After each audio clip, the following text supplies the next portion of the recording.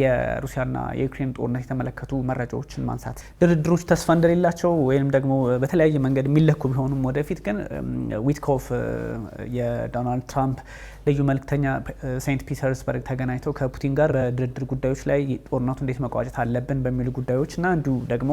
የሁለቱ ሀገራት ግንኙነት መመለስ አለበት በሚለው ላይ መክረው ነበርና ያን ከመከሩ በኋላ የሩሲያና የአሜሪካ ግንኙነት ምክንያቱም ኢስታንቡልም ላይ የመከሩት የሁለቱን ሀገራት ግንኙነት የሞስኮና የዋሽንግተን ግንኙነት እንዴት መፈጠር አለበት ወይንም ደግሞ ወደ ቀደመው ማለት ፕሬዚዳንት ባይደን ካበላሹት በፊት እንዴት ማምጣት እንችላለን በሚለው ጉዳይ ላይ ነበር የመከሩት። ፒተርስበርግም ላይ እንዲህ አይነት ምክክር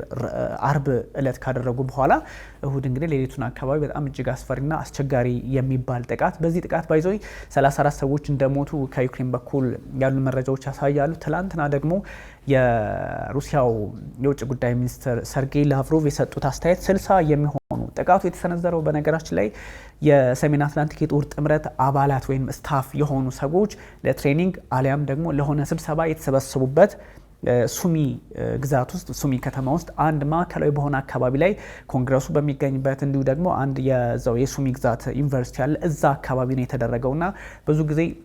አሁን ለየት የሚያደርገው ነገር የሰሜን አትላንቲክ የጦር ጥምረት ሰዎች በዛ ስብሰባ ላይ ይሳተፉ ነበረ ህይወታቸውን ካጡት ሰዎች መካከልም እነሱ አሉበት የሚለው ነው እና ሰርጌይ ላቭሮቭም የኔቶ ሰዎች አሉበት የዩክሬን ሰዎችም አሉበት የዩክሬን ወታደሮችም አሉበት ስብሰባው ሊደረግ የነበረው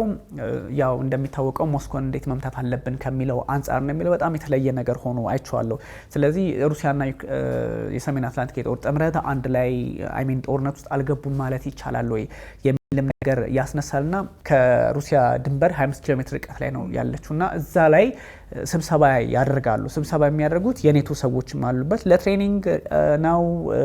ሩሲያ እንዴት ልንመታ እንችላለን በሚል ጉዳይ ነው ስብሰባውና ጥቃት ሰንዝረናል ቀድመን የሚል ሀሳብ ነው ያለውና ሱጃ ምናምን የሚባለው አካባቢ እኮ ያለባት ናትና ስትራቴጂክ ናት። እንደውም አምስተኛው ግዛት ሩሲያ እየገባች ነው የተባለው ወደዚች ግዛት መግባታቸውን ተከትሎ ነውና በጣም አሳሳቢ ነገር የሆነው ለዚህ ነው። ስብሰባ የሚያደርጉት ባይዞ የዩክሬን ሰዎች ወይንም ፖለቲከኞቻቸው እንዲህ ህዝብ የበዛበት ትምህርት ቤቶች አካባቢ ምክንያቱም ተወቃሽ ለማድረግ ተጠያቂ ለማድረግ ወይም ሩሲያ እንግዲህ እንደዚህ አይነት ነገር ስታደርስ ዓለም አቀፋዊ ግፊቶችን ከመስጋት አንፃር ጥቃት እንዳሰነዘር በማሰብ ነውና እስከንደር ኤም የተሰኙ 2 ሚሳኤሎች ናቸው ጥቃቱን ያደረሱት። በሌላ በኩል ደግሞ ዶናልድ ትራምፕ የሰጡት አስተያየት ከዚህ ጥቃት ጋር በተገናኘ አንተ እንዳልከው